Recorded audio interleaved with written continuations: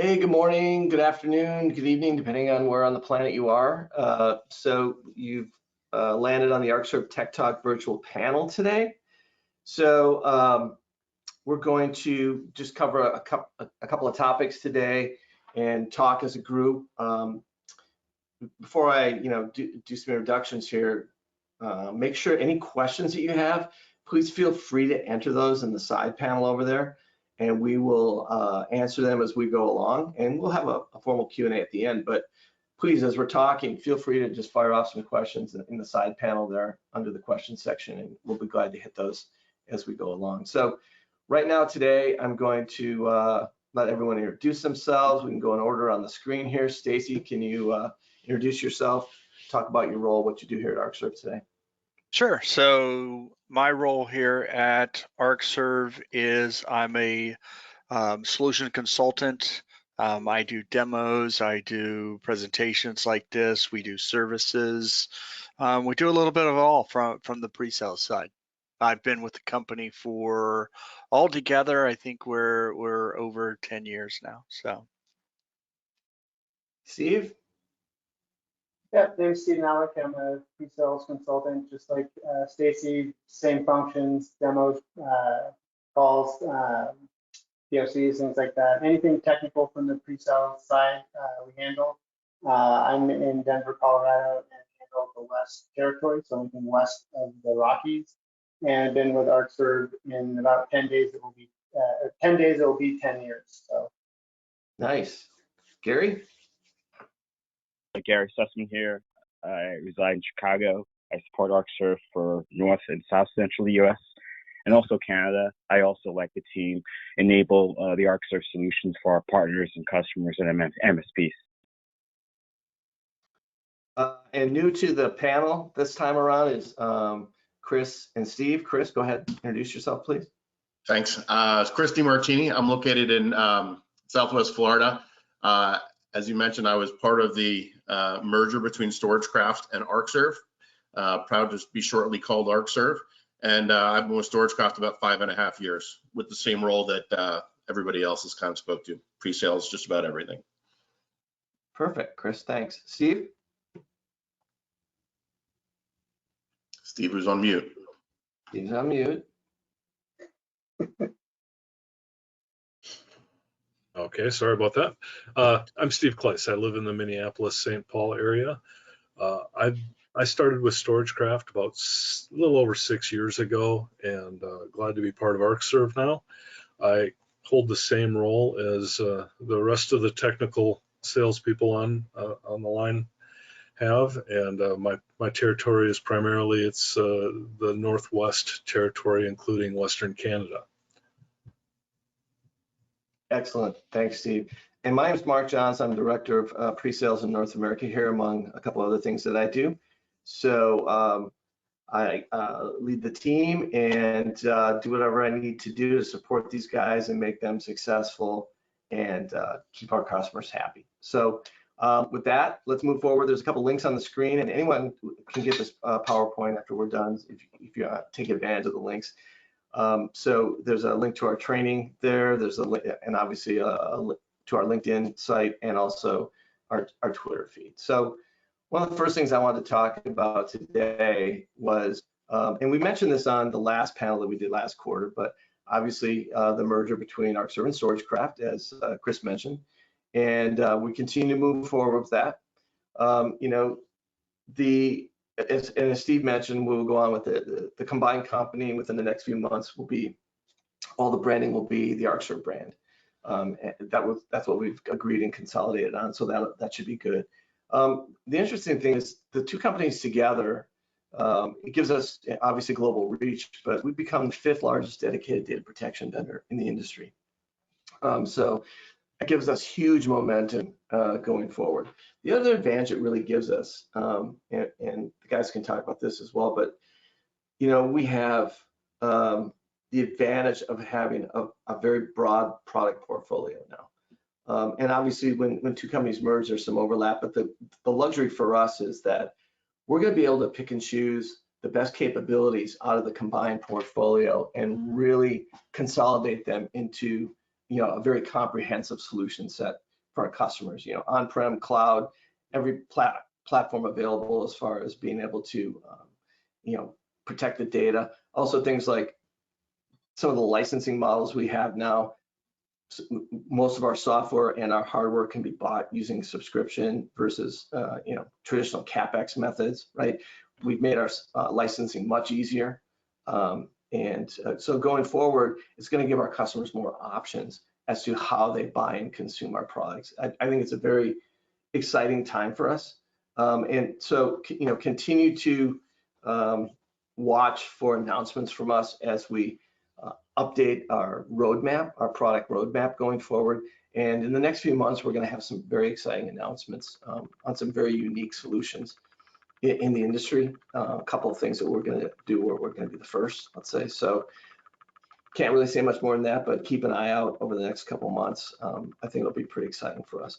I mean, Chris and Steve, I mean, think about the merger so far. I mean, what do you guys see as, some of the, you guys coming over from StorageCraft, us being here on the Arcserve side, what have you guys seen as far as, the advantages of the two companies coming together?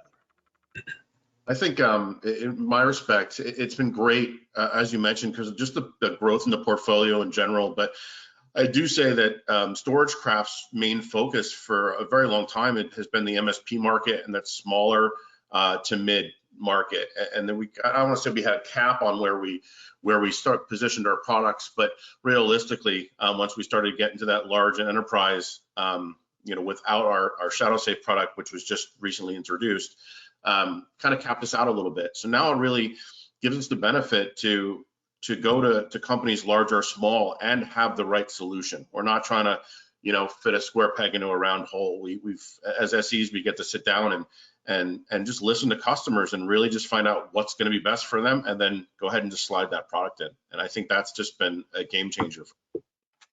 And I think you make a great point there in that when we started looking at the two companies coming together, you'd think we're both in the data protection space and there'd be a lot of overlap and a lot of competition for accounts and things like that. But there really wasn't, given the fact that, to your point, you guys really have a big play in the MSP space. Whereas at Arcserve, we did have some MSP business, but really the majority of our business was selling to the end user base through a multi-channel model, right? So I think as far as kind of that customer profile, I think the two companies are very, very complementary, right? Versus a lot of overlap there. So I think that's going to be great going forward, because obviously some great products on the StorageCraft side are going to get more exposure in that end user customer market, and some of the technologies that we have on the Arcserve side are going to be able to get more exposure in front of the MSP space, right? So I think, from a business perspective and from a, value to our customers, I think this has been a great merger so far, and I think it'll just continue to get better, and we'll be able to really give our customers a broad offering of technology, but things that are very, specific to those market spaces. So pretty exciting times at Arcserve, and like I said, listen and watch, because we're going to continue to make announcements around not only our roadmap, but new products on the horizon as well. So one of the probably the key topic we wanted to talk about today is ransomware. And we talk about ransomware a lot. We hear about it a lot, but our customers continue to look to us for help around how to both mitigate ransomware, reduce the impact of ransomware, and be able to recover from ransomware, right? And it continues to be huge. It continues to be in the news. If you look at some of the high-profile things that have happened lately, you think of, Colonial Pipeline here, right? I mean, they paid a $5.5 million ransom. They shut down 5,500, or no, it was $4.4 million in ransom, I'm sorry. They shut down 5,500 miles of pipeline. They impacted the economy in the Southeast US, created some gas shortages, some fuel shortages, things like that. JBS, the largest meatpacking company in the world, based here in the US. When they shut down because of a ransomware attack, it impacted about 25% of the meat supply in the US. Pretty amazing, right? Exagrid, we heard just the other day, they're in our industry, obviously. They're not only a competitor of ours, but they're a partner of ours. We partner with Exagrid on certain opportunities.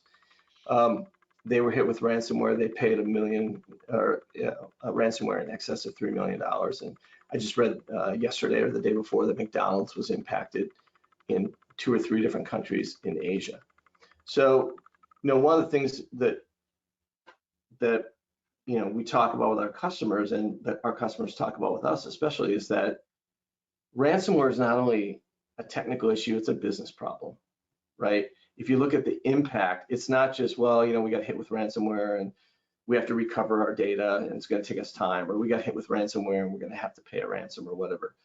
The implications run far beyond that. If you think about your business in particular, and the partners that you do business with, the customers that buy from you, the suppliers that you work with, contractors, and obviously it depends on what industry you're in, it's impacted all the way across that supply chain for your company. We were chatting amongst ourselves, and Chris made a great point before the call.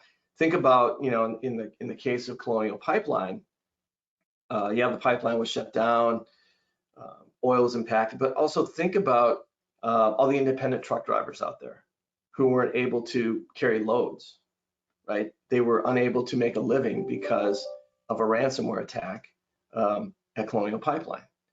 So, and the interesting thing about Colonial was only a portion of their environment was impacted. They caught it fairly quickly, but they shut everything down to prevent, further impact.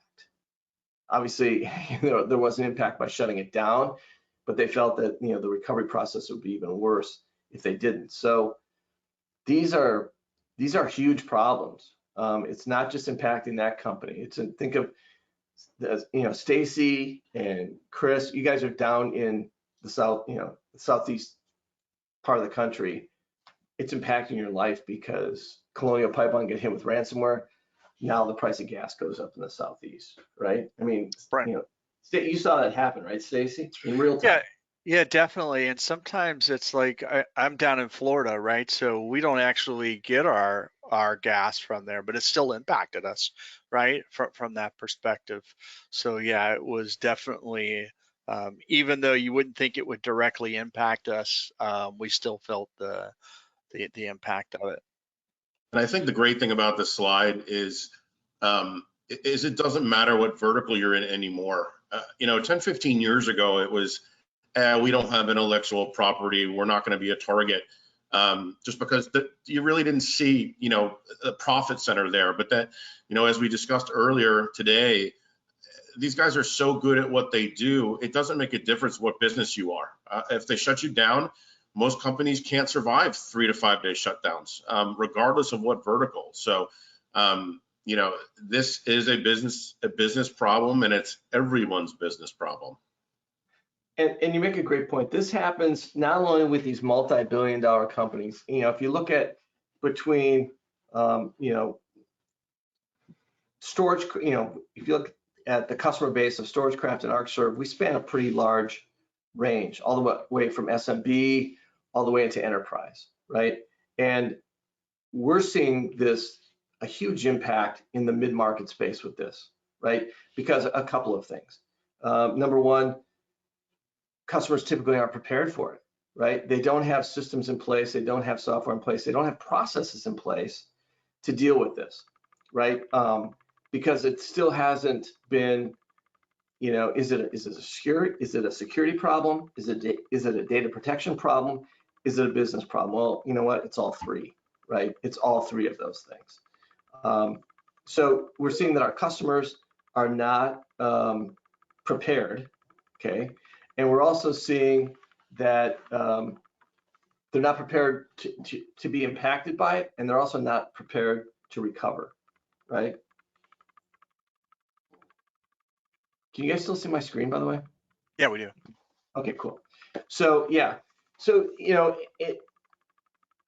these companies are being impacted because obviously if they don't have the processes in place, they don't have the solutions or the systems in place to do it, and they don't have good backups, or they don't have a good data protection strategy.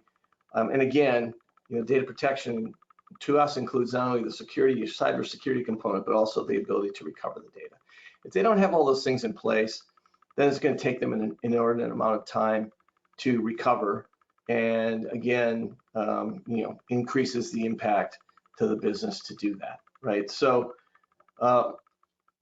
as we talk to our customers about the impact of ransomware, just a few things that we want to help our customers keep top of mind, right? So if you think about ransomware and trying to lessen the impact, and it really, there's a lot of great cybersecurity solutions out there. I mean, I'll talk about our relationship with Sophos in a minute, but there's a lot of great products out there on the cybersecurity side, and customers are still getting hit with ransomware, right? It just happens because a lot of times it's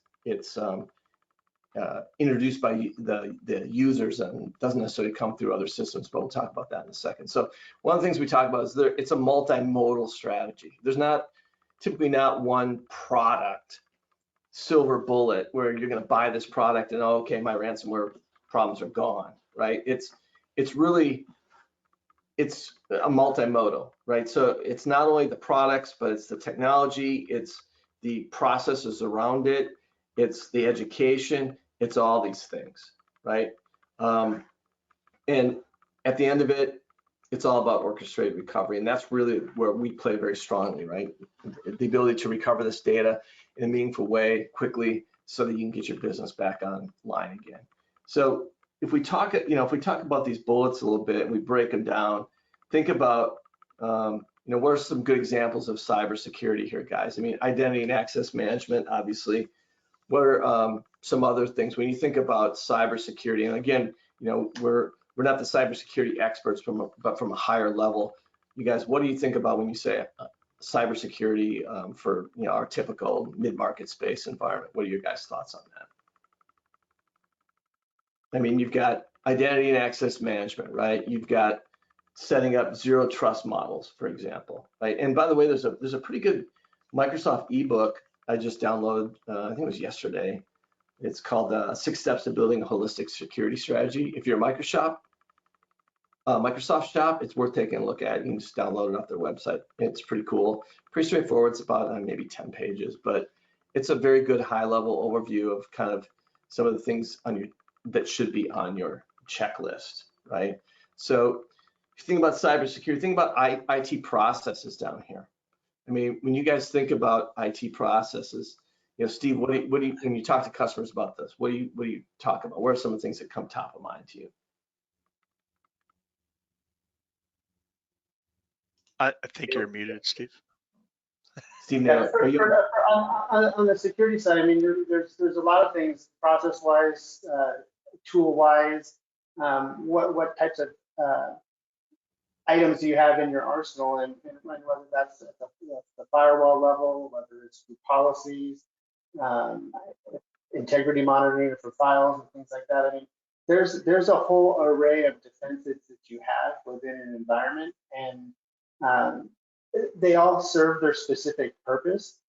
But when it comes to a holistic approach and defense for the ransomware, just the whole concept of it, it's not just one thing. There's a lot of different aspects that you can use to protect your environment, but in the end, it's an overall process and overall strategy that you have to have, and tying that in with the backup software, that just allows you the ability to not just protect the environment, but from the security side of it, but also be able to recover. So process-wise, there's a lot of things that you can do. And like I said, there's no silver bullet, but the idea is to do the best possible, have the best possible strategy you can have on the security level, but then also be able to perform that recovery with some form of a solution and recover those systems and the data that you need. Yeah, if you look at the multi-factor authentication, think of multi-factor authentication. Not too long ago, it was seen as kind of a pain, right? Oh yeah, we got to do this multi-factor authentication thing. You got to do this. Well, guess what? Now it's an absolute requirement for some of our customers, and it's increasing every time we talk to customers, and especially in the mid-market space and above. Multi-factor authentication is becoming an absolute requirement for their solution. You know, by the end of this month, we'll have multi-factor authentication available basically through all of our data protection products, right? So that is huge for our customers. In fact, things like multi-factor authentication, strong passwords, good policies like that, you know, policies obviously go hand in hand with processes. One of the things that caused, or the main thing that caused the ransomware attack at Colonial, I read a very good article about it a couple days ago, is that they used a compromised, out-of-date login and password that had admin access rights to their VPN, and it did not have multi-factor authentication enabled. So once the, you know, the bad guys had that kind of access, they basically had unlimited access to the network. So multi-factor authentication, I think, is here to stay. Yeah. It's not going to go away. And again, you know, our customers are asking for it, and we're delivering it to them. So things like disaster recovery exercises. This is an interesting one because, you know, being in the data protection space, we talk to our customers about this all the time. And not only, you know, from a backup and recovery perspective, but also all the other things that go along with what would be involved in a data recovery situation. But if we look at it strictly from our perspective around testing your backups, testing your recoveries, testing your DR strategy, Stacy, how many times do we talk to customers where they absolutely just don't even test their backup strategy? They don't test their backups. They don't test their recoveries. Yes, the wish and a prayer approach, right? Where they really go through and they have something in place, but they haven't tested it. They haven't tested it in a year, or maybe it's even something that was put in place by somebody else, right? From that perspective, or there's been changes. They haven't documented the changes to the environment and those kind of things. So I would say the majority of times, you know, these are not tested, and they definitely, if they are tested, they're not tested regularly, right? From that perspective either. So I would totally agree. I think it's coming around a little bit. In fact, in some companies now, as part of more awareness around ransomware and things, they're starting to create more of an audit trail, and part of that audit trail is doing a better job of testing. But you're absolutely right. I mean, historically, customers, you know, I actually talked to a customer a few years ago and asked him if they tested their you know, their backups, and he said, no, we don't. But he goes, I don't test my life insurance either.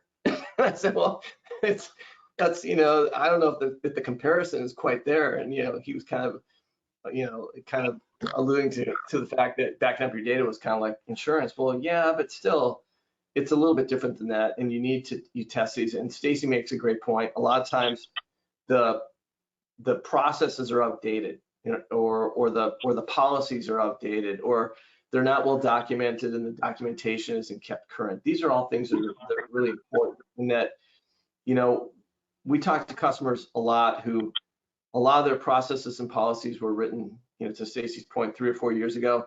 And in that time, they've tripled in size. The amount of data they're protecting is doubled or tripled in size. They have more users. They have more technology they have to protect. And none of that, you know, from a change tracking perspective, has been captured, right?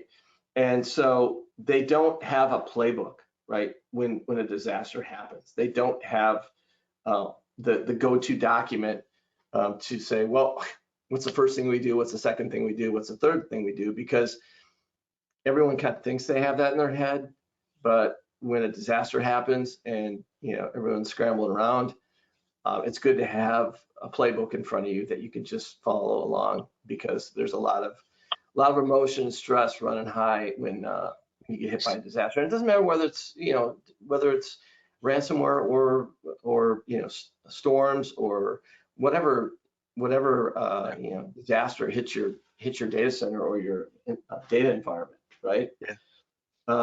Mark, if I could jump in on this real too, whether you're an end user or a service provider, documentation is going to help you find the holes in your budgeting, right? So a lot of customers look at this and say, all right, this is great. This is how I'm fully protected, but how do I pay for it? How do I get there?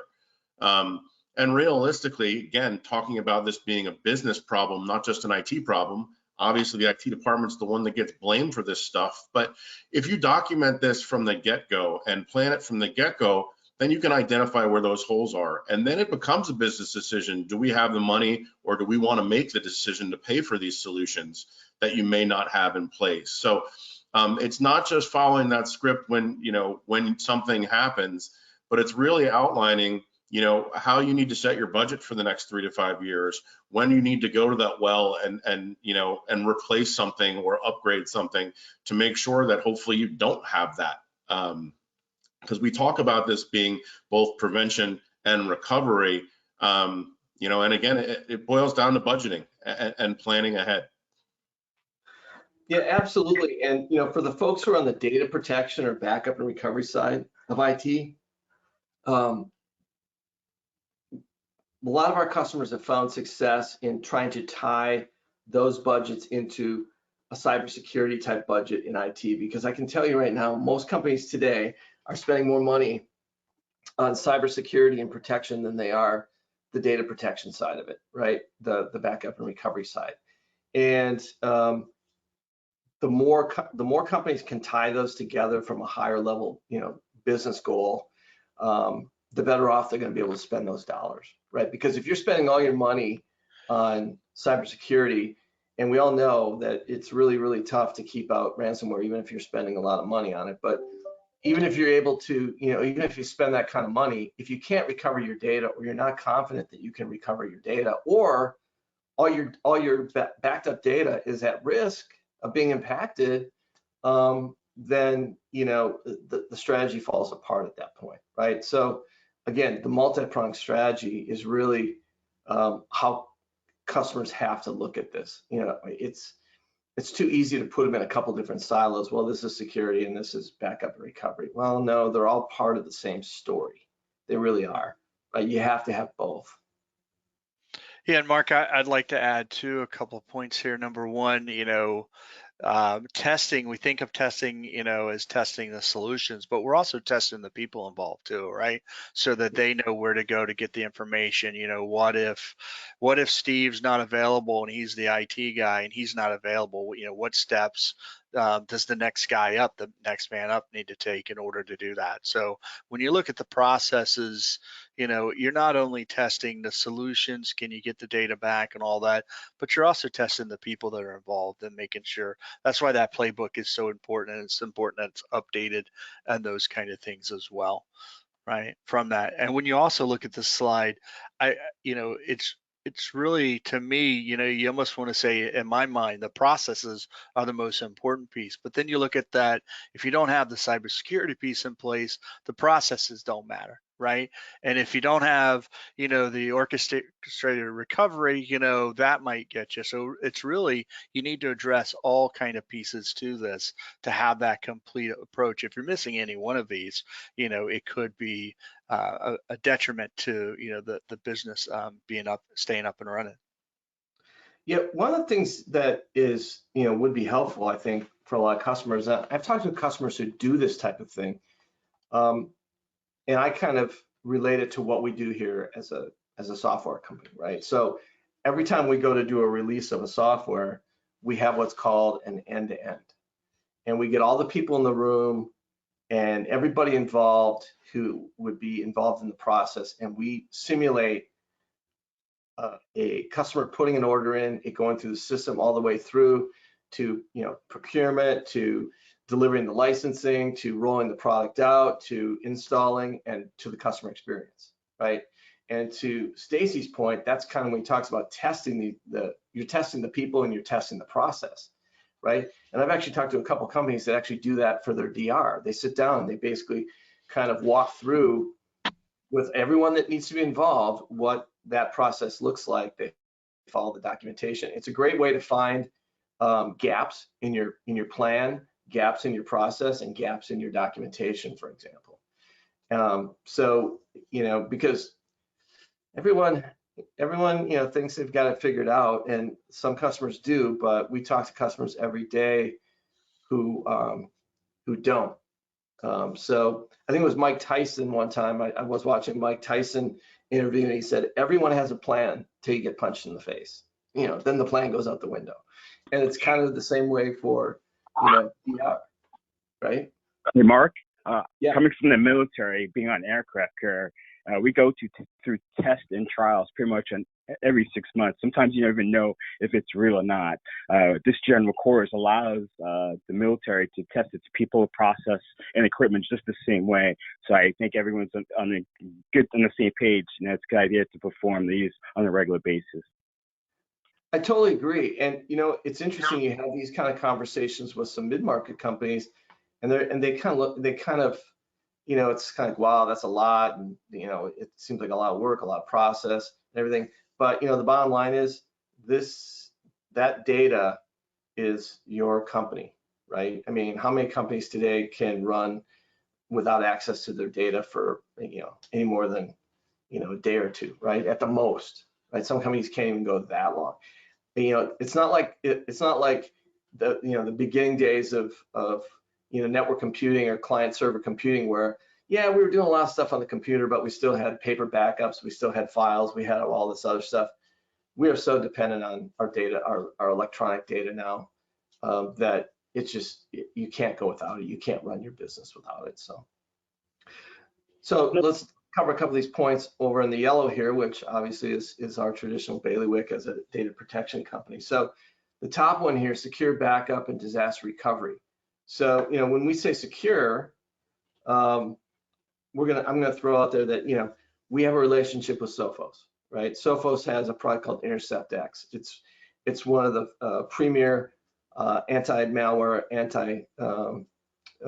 ransomware products out there as far as protecting the endpoints, the workloads, those things, right? So we ship InterceptX, or we give our customers access to InterceptX with every copy of UDP that we sell, right? So it started out, our relationship with Sophos started out, and let me step back 1 second. And the reason we do that is because we are securing the data protection environment, right? We're making sure that if ransomware attacks, that our little corner of the world, our data protection environment isn't impacted.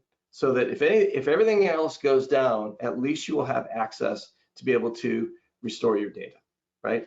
And we do that by loading InterceptX on our RPS servers, right? So this relationship started out a couple of years ago, or close to 2 years ago now, I think, over 1.5 years anyway, where we started loading InterceptX on all of our appliances, our backup and recovery and DR appliances, right?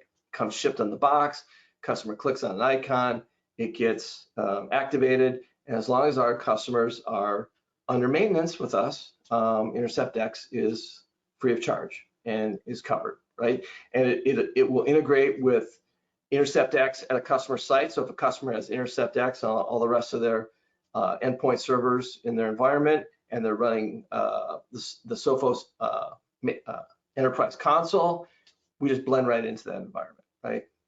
Perfect. But now with UDP 8, which we released earlier this year, we're allowing our customers to have, even if they're buying software from us, they have access to InterceptX, right? And they can load it on their own hardware when they build their own RPS, if they want to build it on their own hardware. And as long as they're paying maintenance with us, we are covering the cost of InterceptX. So this is a huge advantage for our customers, and that it gives them some peace of mind that at least they know that the backup and disaster recovery environment will be protected from ransomware, and that they will be able to restore their data from there, right? So guys, on the Arcserve side, Steve and Stacy, talk about what the reception from our customers has been around the fact that we provide InterceptX, and we're the only ones out there shipping a true data protection product or a ransomware product versus us doing our own anomaly-based type of alerting or something like that. Talk to the response that we've gotten from our customers and how well it's been received. On my end, I think it's been extremely positive. And the kind of interesting thing is that there's a significant number of people that are already using it. I mean, it's obviously a leader in the industry. So for them to hear that we bundle that with our software, it just gives them an extra level of confidence knowing that our solution is partnered with Sophos, and you get all the benefits and all of the protection that they're used to having. So it's a familiar face to them, and it's kind of a seamless partnership.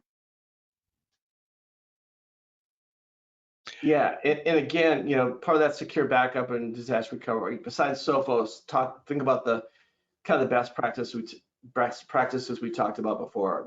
Enabling multi-factor authentication whenever you can. One of the things with UDP, it has role-based administration, right? So if you want to give someone access to the system, but you only want them to have very, very, very limited access, we have a very granular role-based administration component to that product. If you want to give someone the ability to only log in and to only see reports and maybe generate a report or something like that, you can do that, right? So now you have the ability to really give multiple individuals access to what they need access to, but you can really hone it down where you only give those key trusted individuals the ability to access the system in any way, right? Things like encrypted data, right? So if you think about our with UDP, our RPS, the data store, all of our data is encrypted at rest. It's encrypted in flight between the agents or the the proxies and the RPS server. If we're doing cloud hybrid and we're replicating the cloud, that's all encrypted at rest and in the cloud always. And if we talk about immutable storage, we'll talk about that in a second because we're going to talk about a specific solution that came over with StorageCraft. That's all encrypted as well. So all the data that's sitting there at rest can be encrypted. All the data in flight is encrypted. I mean, we're protecting the data as much as we possibly can, given the fact that we're moving quite a bit of data around and we're accessing multiple systems and doing all those things, right? And then if you take that from a DR perspective a step farther, think about things like instant VM and virtual standby, right? Stacy, talk a bit about instant VM and virtual standby and how our customers are using it, and maybe specifically on our DR appliances, maybe. Right. So, virtual standby is that, pre-planned kind of, hey, I'm going to create the backup, the standby system from the backup, right? So we're pre-planning that out. We do have to have some storage aside for that, but we get best performance from that, right? Of course, because we actually have a VM created. Where something like instant VM comes into play. Number one, this is more reactive, right? We have cases where, hey, maybe even if I have virtual standby created, I don't necessarily want to spin up that backup, right, or that machine. Maybe I'm keeping a select number of snapshots and I need to come from an earlier date because those were infected or whatever the reason might be. So instant VM comes into play, coming from any of your backups and being able to leverage that in those cases. And also because something like virtual standby has storage behind it, you're not always going to do that with the most critical systems. And then we also see something like instant VM done for manual testing, for running reports, for any number of kind of processes there, above and beyond sometimes disaster recovery as well. So. And we with our appliances, our backup and data protection appliances, we actually have a host on the appliance that customers can spin up these instant VMs or these virtual standby copies right on the appliance. The appliance can be a DR appliance, right? Right. And one of the things with our solution is that we can take kind of an any-to-any platform type of approach. So it doesn't matter where the source data was backed up from. It could be backed up from Hyper-V, VMware, Nutanix. It could be backed up from a standalone machine. We can take any of those recovery points and spin them up on a host, and it's cross hypervisor supported, right? So if you backed up a VM on Hyper-V, you can spin it up on VM and vice versa, and Nutanix and also standalone machines as well. So this is a big deal, especially for the standalone machines. Still have a lot of customers that aren't fully virtualized, obviously. They don't always have the extra hardware around, and even from a bare metal recovery perspective, spinning up an instant VM is even much faster than doing bare metal recovery. So you can take the recovery point of that standalone machine, spin it up, access it on a host, and in the background, you can go out and rebuild your server and do a bare metal restore. If you want to do that, once the physical machine is back up, you can sync them back up and you're good to go. So right, and one of the things from that perspective too is those DR appliances. Number one, you could do it with any of the appliances, even the smaller appliances.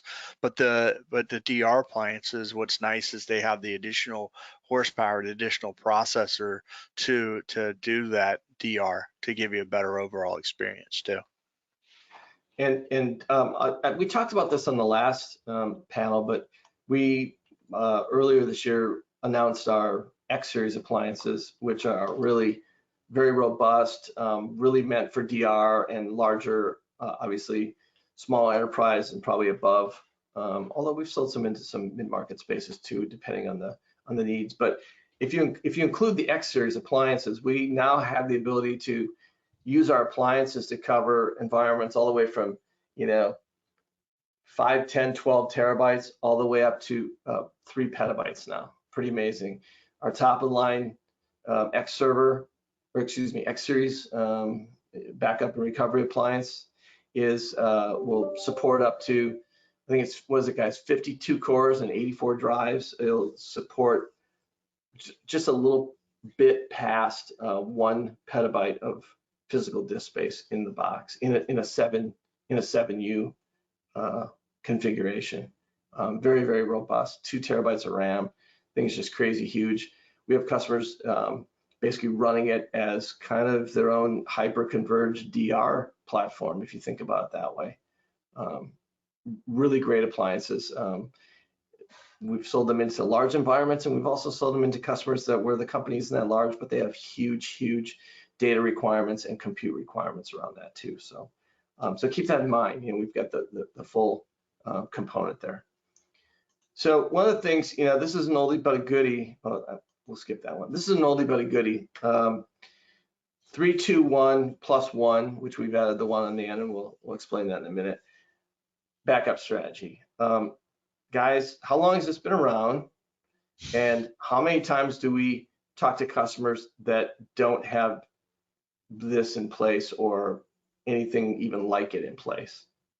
Comment on that, please, because we have these conversations every day with our customers, right? So yeah, I think it's daily, quite frankly. I mean, most people, I hate calling it backup, and you notice all of us will start calling it backup and recovery because realistically, backup doesn't matter unless you can recover, right? So with exactly. 3, 2, 1, as we're talking about, is just 100% about recovery. Is that data available and safe, right? If you just do a backup and the building catches fire, it doesn't make a difference if the servers are down because your data is gone. So it's really about distributing that data, making sure it's on multiple media types if possible.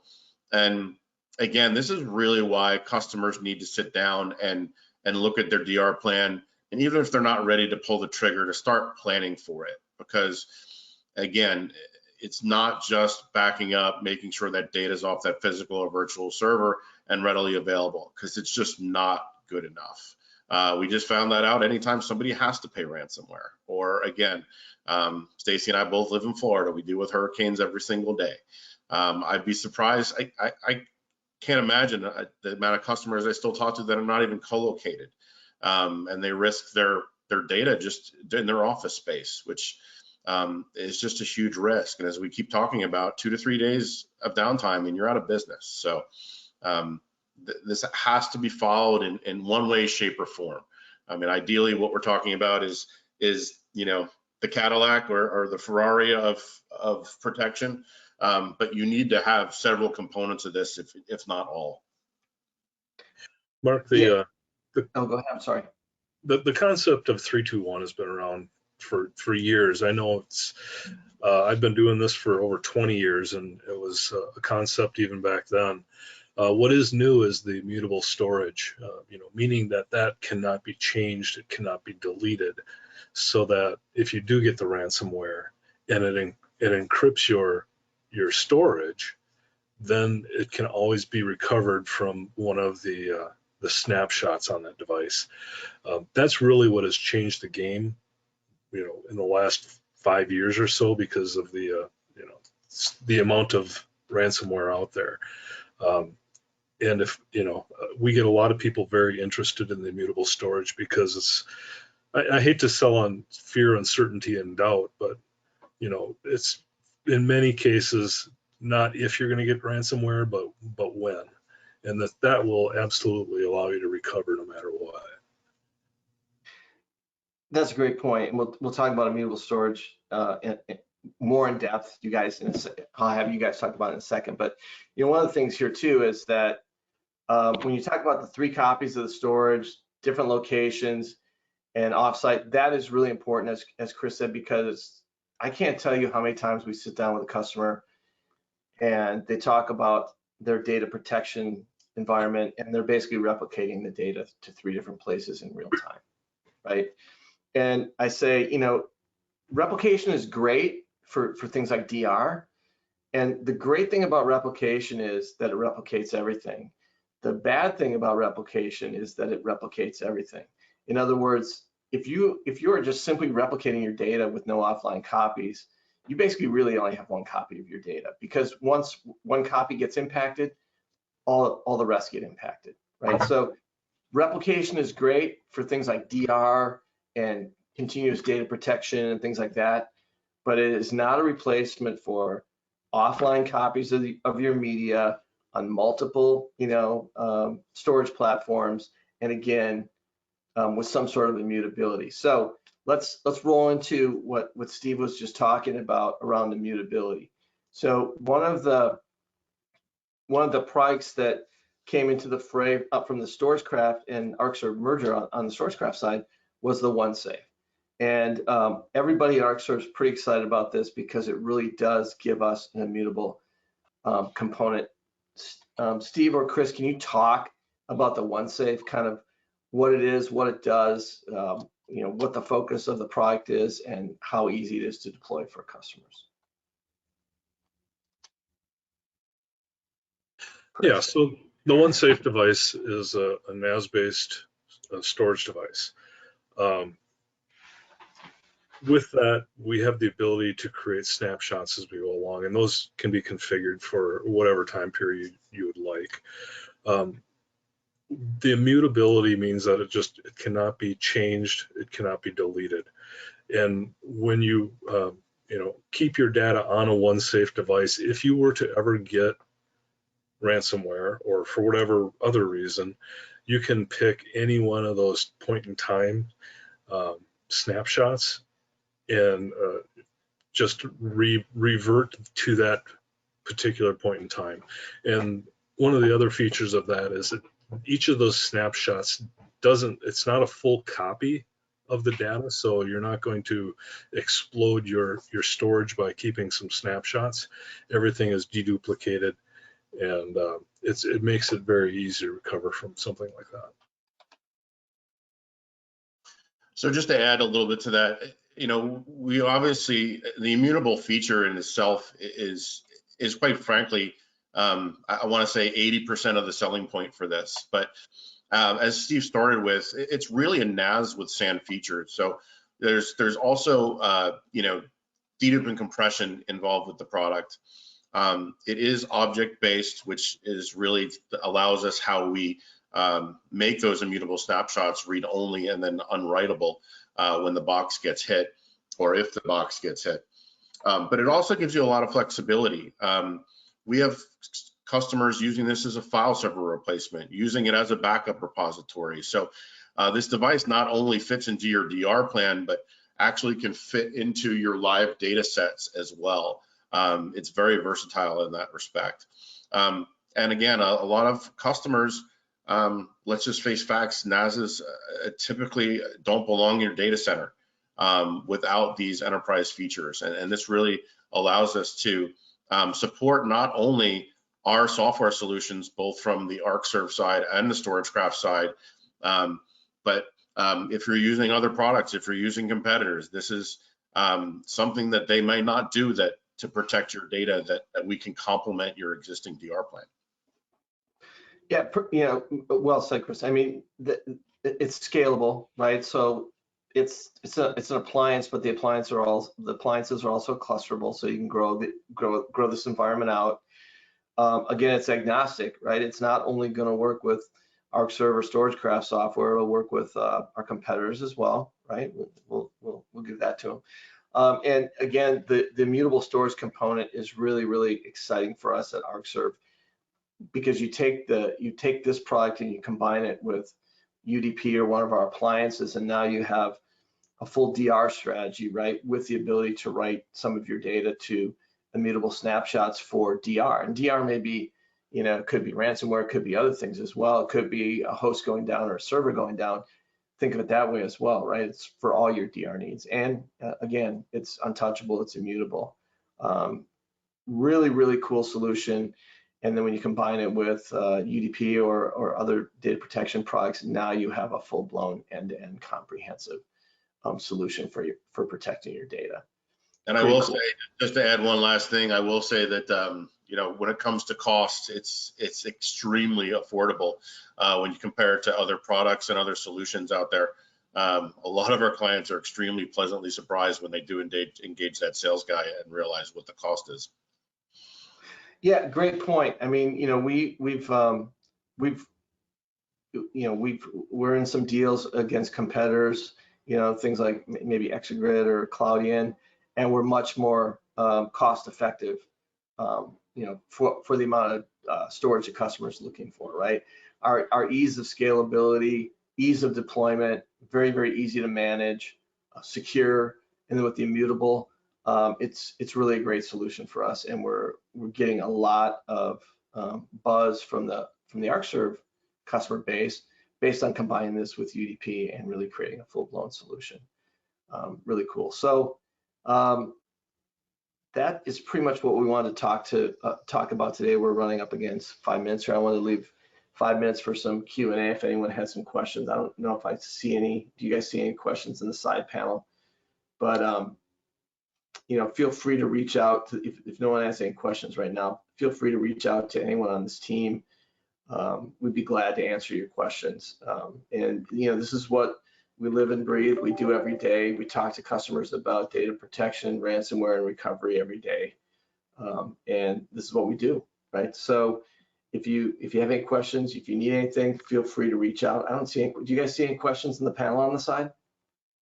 I don't see any. Looks clean. Yeah. Okay, cool. So I think with that, we're going to wrap it up and give people 4 minutes of their day back. I thank everyone on the panel today. Awesome presentation, guys. And we do these once a quarter, and feel free to shoot one of us an email with suggestions. We're always open to whatever topics our customers and partners want us to talk about or want to hear about, right?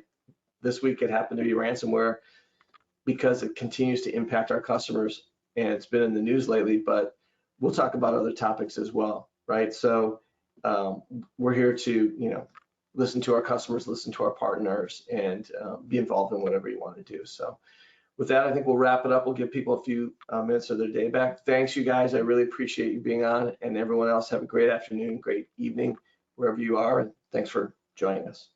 Thanks, Mark. Take care. Thanks, guys. Thanks, everyone.